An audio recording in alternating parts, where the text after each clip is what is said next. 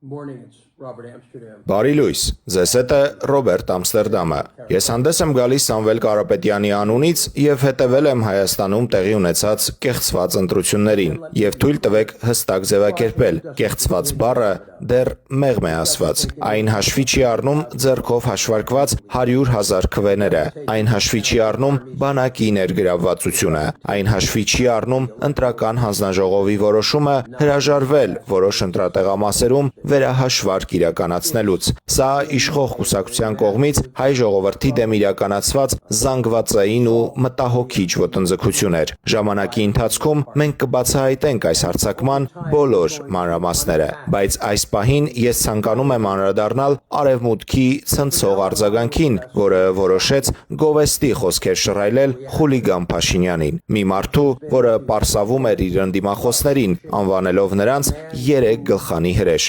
Բռնություն էր հրահրում նրանց դեմ եւ քարոզարշավ էր անում այն պարագայում, երբ իր գլխավոր մրցակիցը, իմ վստահորդը, զրկված էր որևէ քարոզչություն անելու հնարավորությունից եւ փակված էր սեփական տան պատերի ներսում։ Այս քարոզարշավը ոչ միայն չնպաստեց ժողովրդավարության համար անհրաժեշտ նախապայմանների ստեղծմանը, այլև որևէ աղերս չուներ ազատ ու ժողովրդավարական Հայաստանի ինստիտուտների զարգացման հետ։ Այն ընդամենը ամրապնդեց ավտորիտար համակարգը, իշխանությունը կենտրոնացնելով մի անհավասարակշիռ անձի ձեռքում, որն անկաշկանդ հավատում է, թե պետական ռեսուրսները գոյություն ունեն միայն իրեն եւ իր գաղափարախոսությանը ծառայելու համար, որքան էլ որ այդ գաղափարները տարիների ընթացքում փոփոխվեն։ Ուստի ես ցանկանում եմ հստակ արձանագրել Արևմուտքի արձագանքի եւ տեղի ունեցած իրադարձությունների նկատմամբ նրանց բացարձակ անտեղյակության մասին։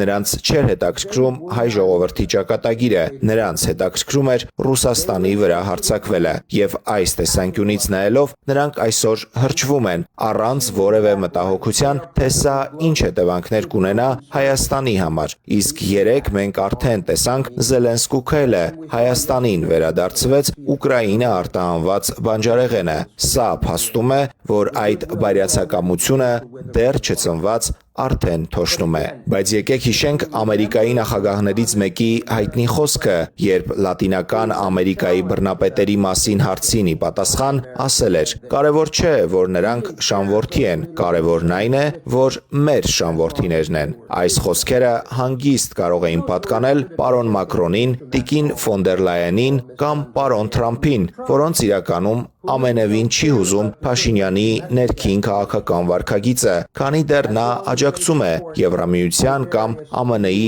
այն նախաձեռնություններին, որոնք նրանք հիմնարար են համարում տարածաշրջանի աշխարհաքաղաքական իրողությունների համար։ Ես կարող եմ ձեզ վստահեցնել, որ Հայաստանի արժանապատիվ փաստաբաններն այսօր արտաժամյա աշխատում են այս ամենը դատարան հասցնելու համար, իսկ մենք մեր կողմից կանենք հնարավոր ամեն ինչ պարզելու համար, թե արդյոք Եվրամիությունը, ԱՄՆ-ն կամ այլ կողմեր պատասխանատվություն կրում են այս կեղծված ընտրությունների համար։ Շնորհակալություն։